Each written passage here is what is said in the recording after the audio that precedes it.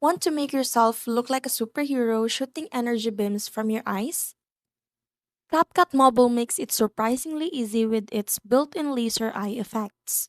Start by opening your project and importing a video where your face is clearly visible. Next, tap Effects and select Video Effects. Use the search bar and look for laser eyes, electric eyes, or a similar energy effect.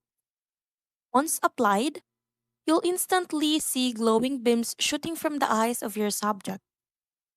To make the effect look even more dramatic, tap the effect layer and adjust the intensity and brightness settings. You can create a subtle sci fi glow or go all out with powerful electric beams that look straight out of a superhero movie.